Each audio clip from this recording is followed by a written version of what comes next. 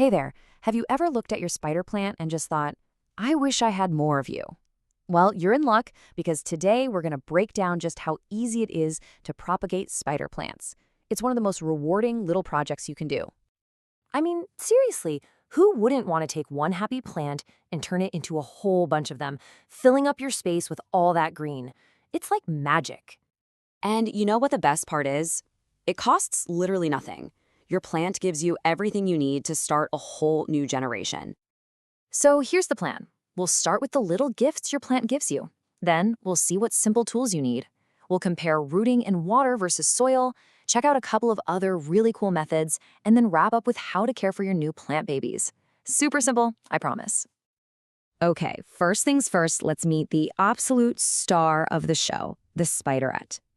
So what in the world is a spiderette? Well, it's basically a perfect little mini plant that dangles off the mother plant on a long stem. You might hear it called a stolon or a runner. These little guys are your ticket to a whole new plant. Now, you might be wondering, when's the best time to do this? Technically, spring and summer are ideal, since that's when the plant is actively growing. But honestly, this plant is so forgiving, you can pretty much get away with it any time of the year. It's a real trooper. All right, next up, tools. And I think you're going to be pretty happy with how short and simple this list is. You probably have all this stuff lying around the house right now. All you really need is a sharp, clean pair of scissors or a knife. A little 4-inch pot is perfect for a starter home. Some soilless seed starting mix, it's super light and fluffy for new roots.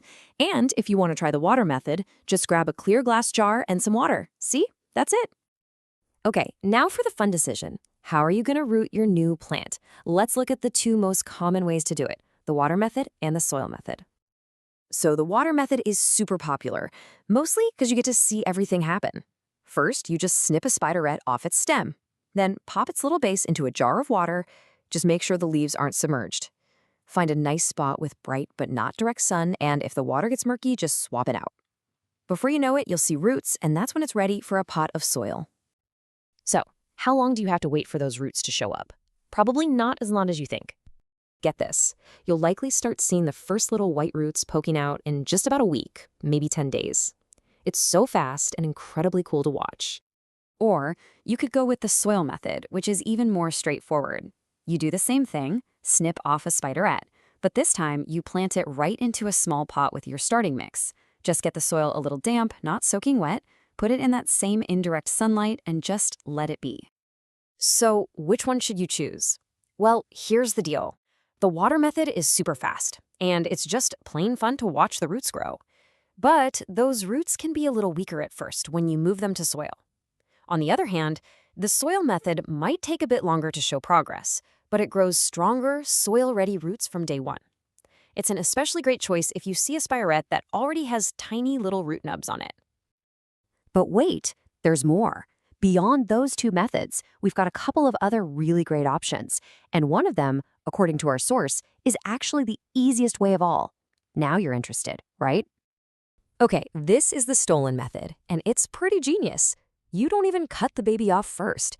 Just put a new little pot of soil right next to the mother plant, take one of the spiderets that's still attached, and plant its base into the new soil. The mother plant keeps feeding it nutrients through that long stem. It's like a little plant umbilical cord. Then, once the baby has grown its own roots in the new pot, you just snip the stem. How easy is that? Now, what if you have a giant, kind of overgrown spider plant? That's where the division method comes in.